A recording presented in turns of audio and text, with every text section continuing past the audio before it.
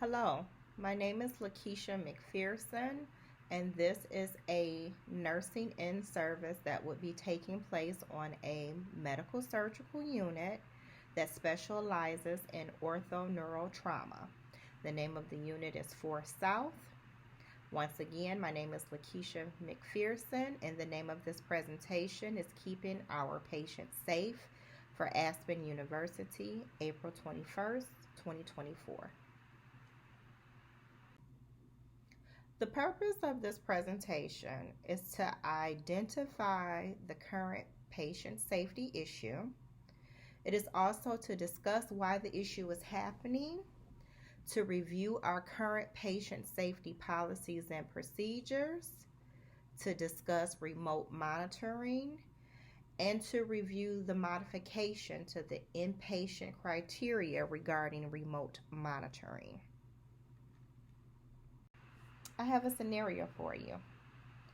What if you had a favorite aunt or uncle who lived a very active lifestyle?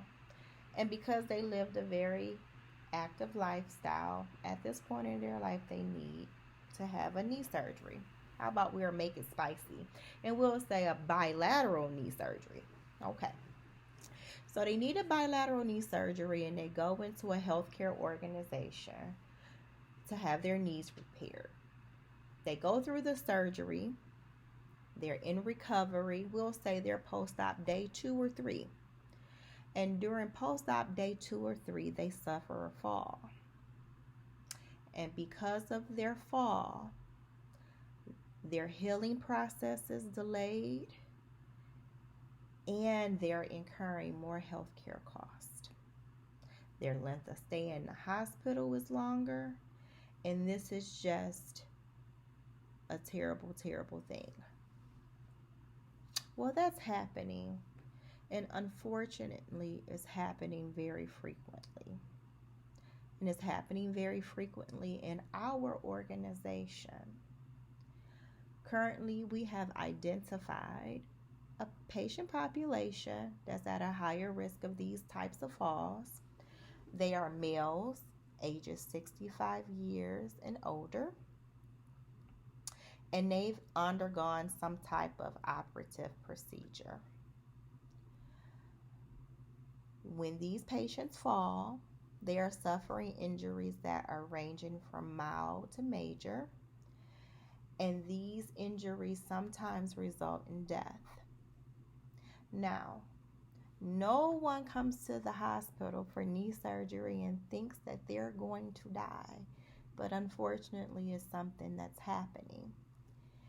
And if we make the correct modifications, we have an opportunity to keep that from happening.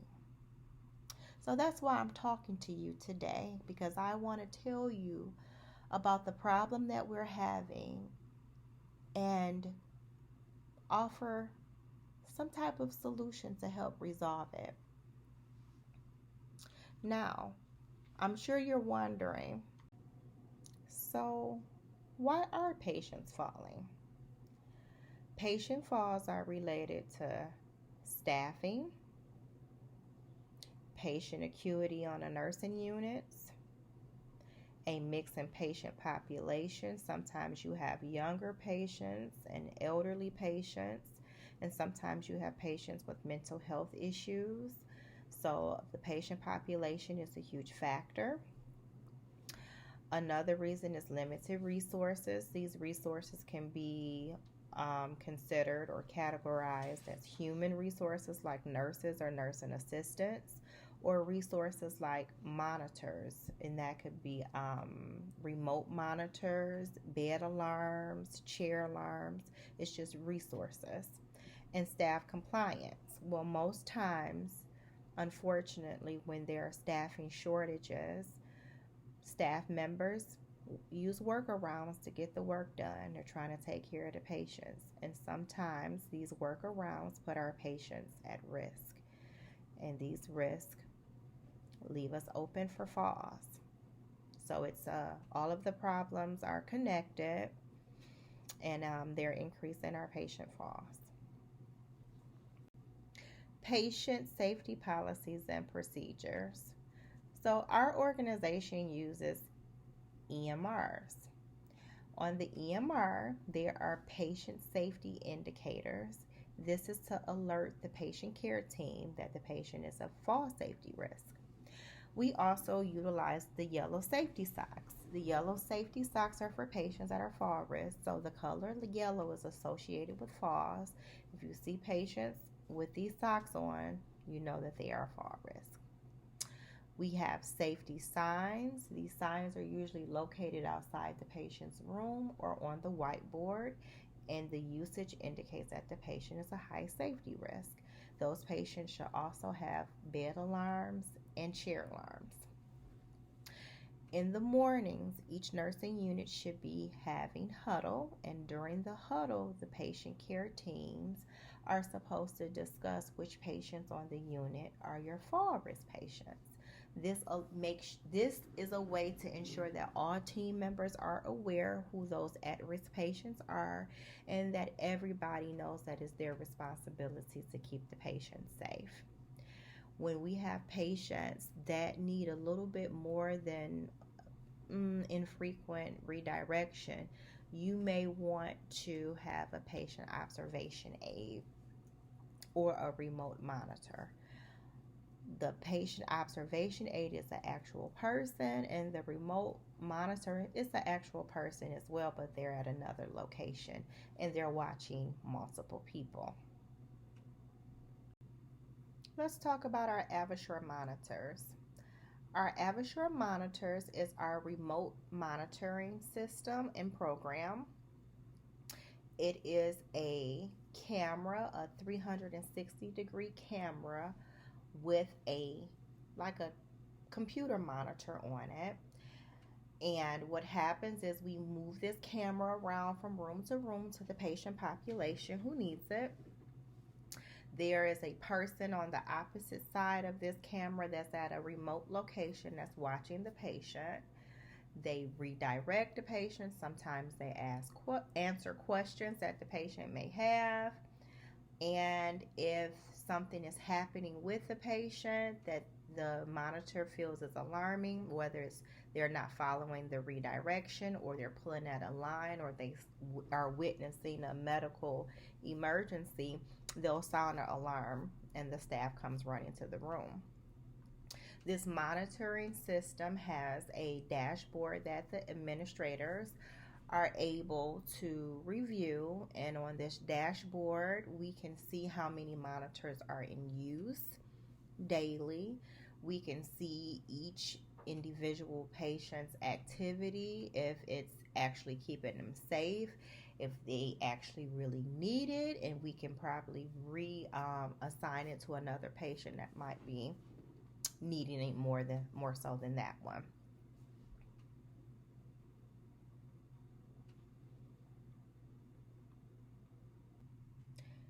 To increase the usage of the AvaSures, we're going to have to modify our current criteria.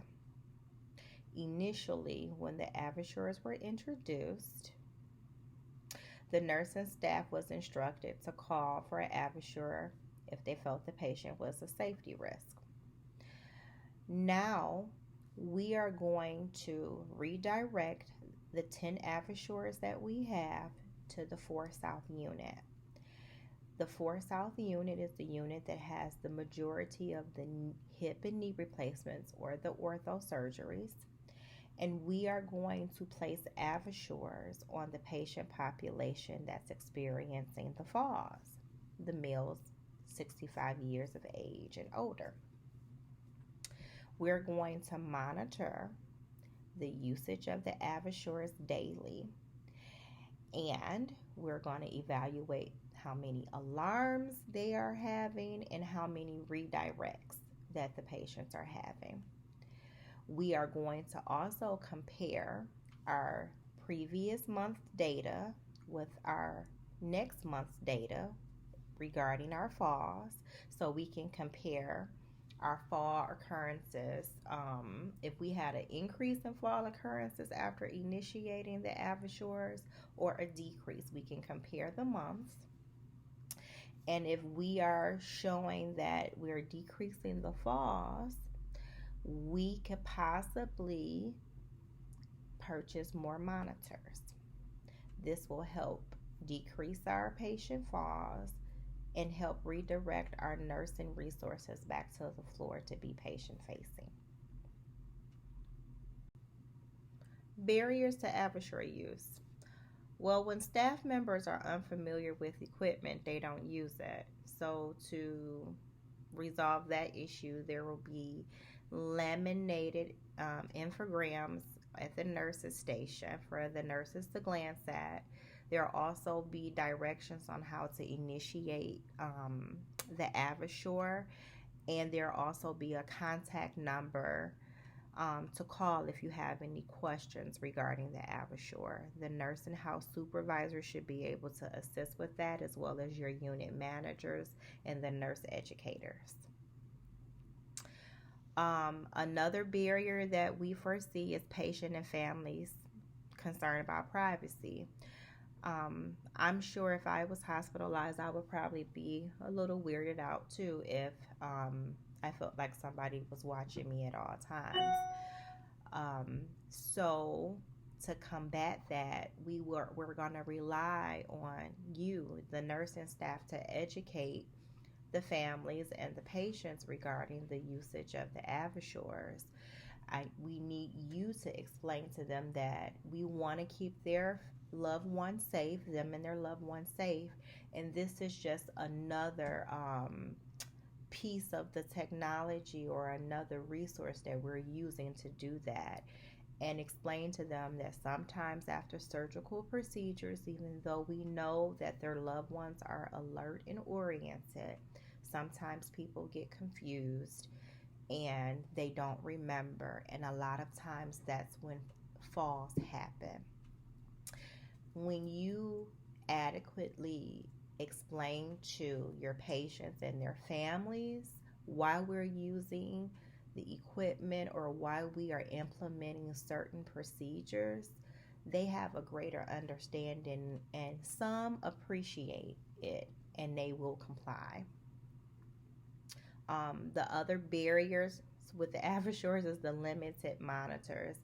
I am anticipating a greater need because we have more than 10 ortho patients on the floor, but with 100% compliance and showing a decrease in falls, that would be enough data to show our leadership that the equipment works and is effective, and we need it to maintain patient safety.